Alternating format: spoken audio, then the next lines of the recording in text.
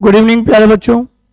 आज हम लोग पढ़ने वाले हैं क्लास 10 के हिंदी का एक्सरसाइज 1 श्रम विभाजन और जाति प्रथा। श्रम विभाजन और जाति प्रथा जो है यह एक निबंध है।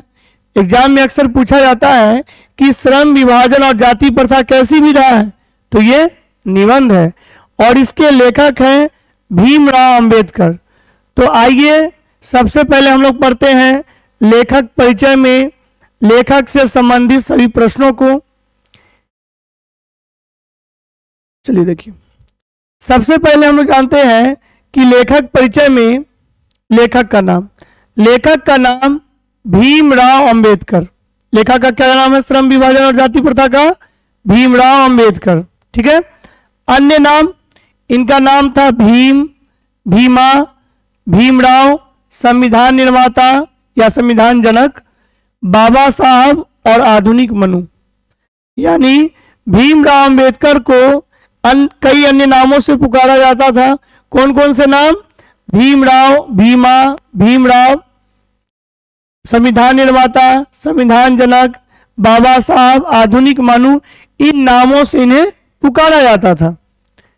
इनका पूरा नाम था भीमराव रामजी अंबेडकर। पूछेगा आपसे कि भीमराव अंबेडकर का पूरा नाम क्या था, तो भीमराव अंबेडकर का पूरा नाम था भीमराव रामजी अंबेडकर। इनका जन्म 14 अप्रैल 1891 ईस्वी को महू मध्य प्रदेश में हुआ था।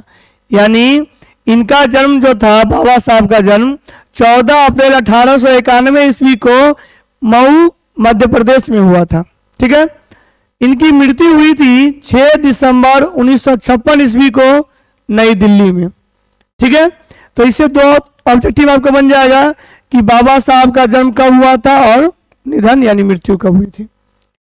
परिवार, इनका जन्म दलित परिवार में हुआ था। दलित परिवार में जाति किस जाति के थे? महार। महार यानी डोम। उनके पिता का नाम था रामजी मालोजी सकपाल। क्या नाम था? रामजी मालोजी सकपाल। अब देखिए क्या, इनके पिताजी जो थे रामजी मालोजी सकपाल, ये क्या थे? सूबेदार थे। ठीक है। पूछा जाएगा कि बाबा साहब के पिताजी जो थे रामजी मालोजी सकपाल, वो क्या थे? तो वो थे सूबेदार। अब देखिए, पहले भीमराव का उपनाम सकपाल था। पहले भीमराव का उपनाम क्या था?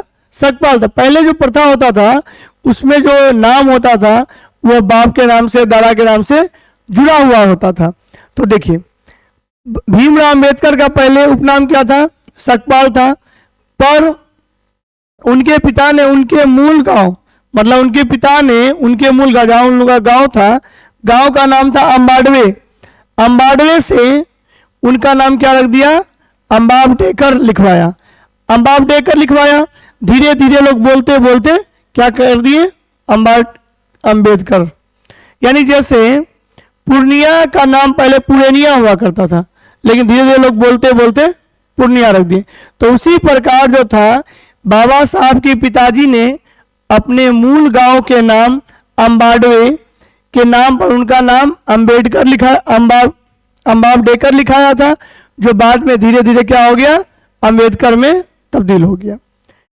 अब लेखक से संबंधित इससे ऑब्जेक्टिव क्वेश्चन बन जाएंगे आपसे। और देखिए, और कुछ क्वेश्चन है। माता का नाम, भीमराव अंबेडकर के माता का नाम था, भीमराव अंबेडकर के माता का नाम था भीमाबाई।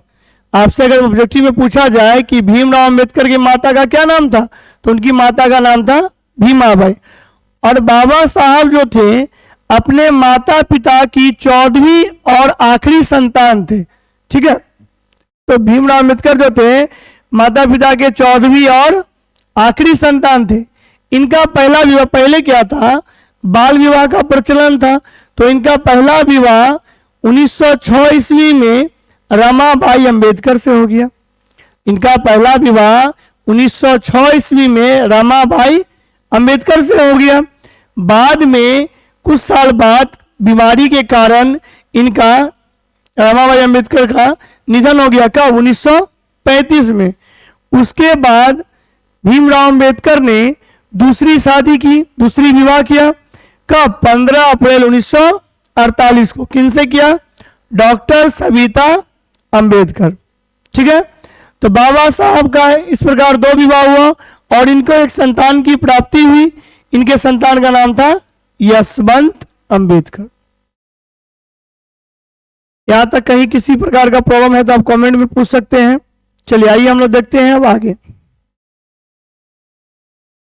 शैक्षणिक योग्यता को जानते हैं हम लोग। बाबा साहब की शैक्षणिक योग्यता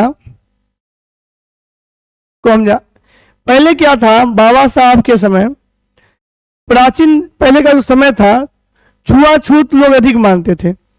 बाबा साहब अंबेडकर जो महार जाति से, जिस कारण इनके साथ स्कूल में भी डिस्क्रिमिनेशन यानी भेदभाव हुआ करता था।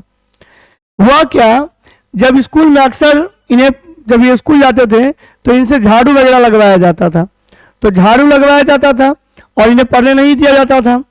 और एक बार क्या हुआ, एक अधिकारी स्कूल आए। अधिकारी स्कूल आने के बाद क्या किया, सभी बच्चों से पूछा, प्रश्न किया, बच्चों ने जवाब नहीं दिया, जिससे अधिकारी गुस्सा गए और उन्होंने कहा कि जो शिक्षक है उसको निलंबित कर दिया जाएगा, क्योंकि वो पढ़ाते नहीं तो बच्चा बोलेगा कहाँ से। तो बाबा साहब वहीं पे झाड़ू लगा रहे थे, तो वो बोले, क्या सर आप हमसे पूछिए, सारे सवालों का हम जवाब दे देंगे। तब वो सोचे कि तुम क्या करते हो बाबू? तो उन्होंने कहा मैं यहाँ झाड़ू लगाता हूँ। तो तुम सवाल का जवाब, उनसे कुछ सवाल पूछा गया, 4-5 सवाल पूछा गया, वो 5 सवाल का जवाब दे दिए। तो उस अधिकारी ने कहा कि तुम इस प्रश्न का उत्तर कैसे जानते हो? तो उन्होंने कहा कि जब मैं यहाँ झाड़ू लगाता हूँ तो सर क्लास में पढ़ाते हैं, वह सुनकर मैं याद कर लेता हूँ। इस प्रकार क्या किया, बाबा साहब ने उस शिक्षक की नौकरी बचा दी। और जिससे जो जांच करने आया था उन्होंने कहा, हो स्कूल में टीचर तो पढ़ाता ही, बच्चा ही नहीं पढ़ने वाला। तो इससे बाबा साहब के कुशाग्र बुद्धि का पता चलता है, क्योंकि बाबा साहब जो थे बचपन से ही कुशाग्र बुद्धि के थे, बहुत जीनियस प्रवृत्ति के थे। अब देखिए शैक्षणिक योग्यता को जानते हैं हम लोग। प्रारंभिक शिक्षा तो गांव में ही हुई। शैक्षणिक योग्यता, मुंबई विश्वविद्यालय से उन्होंने बीए किया। आपसे क्वेश्चन अक्सर पूछा जाएगा एग्जाम में कि कहां से उन्होंने बीए किया, मुंबई विश्वविद्यालय से बीए किया। कोलंबिया विश्वविद्यालय से उन्होंने एमए, पीएचडी और एलएलडी की उपाधि धारण की। लंदन स्कूल ऑफ इकोनॉमिक्स से उन्होंने एमएससी, डीएससी, ग्रेज इन बैरिस्टर लॉ की शिक्षा प्राप्त की। और बड़ोदरा नरेश के प्रोत्साहन पर, बड़ोदरा नरेश ने उनकी कुशाग्र बुद्धि को देखा और उन्होंने प्रोत्साहित किया उन्हें। उनके प्रोत्साहन पर उच्च शिक्षा प्राप्त करने के लिए भीमराव अंबेडकर कहाँ गए? न्यूयॉर्क यानी अमेरिका। फिर वहां से कहाँ चले गए? लंदन चले गए। ठीक है, उसके बाद स्वदेश में कुछ समय तक उन्होंने वकालत भी की। तो पूछ सकता है आपसे कि उन्होंने कुछ समय के लिए वकालत कहाँ की? स्वदेश में। ठीक है, चलिए स्क्रीनशॉट ले लीजिए आप लोग। चलिए आगे हम लोग देखते हैं। भीमराव अंबेडकर जो थे बचपन से ही विपुल प्रतिभा के थे। भीमराव अंबेडकर जो थे बचपन से ही क्या थे? विपुल प्रतिभा के थे। विपुल मतलब होता है कुशाग्र बुद्धि, कुशाग्र बुद्धि मतलब जीनियस। उनके चिंतन व रचनात्मक के मुख्यतः 3 प्रेरक व्यक्ति रहे। आपसे एग्जाम में पूछा जाएगा कि उनके 3 प्रेरक व्यक्ति कौन कौन रहे? बुद्ध, कबीर और ज्योतिबा फुले। ठीक है, चलिए उनकी प्रमुख रचनाएं एवं भाषण। यूं तो उनकी बहुत रचनाएं और भाषण है, लेकिन कुछ जो हाईलाइट किया हुआ है, अलग कलर से लिखा हो गया है, जो कि एग्जाम की दृष्टि से बहुत महत्वपूर्ण है। The caste in India their mechanism, ये कौन लिखे थे? Bhimrao Ambedkar. Genesis and development, ये भी कौन लिखे थे? भीमराव अंबेडकर। द अनटचेबल, ये भी लिखे थे Bhimrao Ambedkar. Who are they? Who are Shudras. Buddhism and communism, Buddha and his Dhamma. Thought on linguistic states, the rise and fall the Hindu women, annihilation of caste. ये सभी रचनाएं बाबा साहब की द्वारा लिखी गई है। इसमें मुख्य रूप से आपसे एग्जाम में अक्सर पूछा जाता है the caste in India, their mechanism, Buddhism and communism और एलियनेशन ऑफ कास्ट। ये महत्वपूर्ण प्रश्न अक्सर आपसे एग्जाम में पूछा जाएगा। एलियनेशन ऑफ कास्ट जो है, इसका हिंदी रूपांतरण ललई सिंह यादव द्वारा किया गया।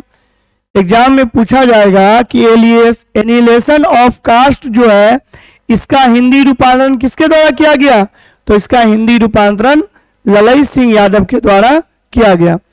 और बाबा साहब का संपूर्ण वांग्मय जो है 21 खंडों में प्रकाशित हो चुका है। पूछेगा बाबा साहब का वांग्मय कितने खंडों में प्रकाशित हुआ, तो बाबा साहब का वांग्मय 21 खंडों में प्रकाशित हुआ। ठीक है, आइए हम लोग देखते हैं आगे। पत्रिका, इनके द्वारा लिखी गई पत्रिकाएं में, चलिए पत्रिकाएं कौन कौन सी है देखिए। पत्रिका मूक नायक, भीमराव अंबेडकर ने मूक नायक का संपादन कब किया, 1920 में। बहिष्कृत भारत 1924 में। समता 1928 में। जनता 1930 में। आम्ही शासनकर्ता जमात वन्नार, ये 1940 में।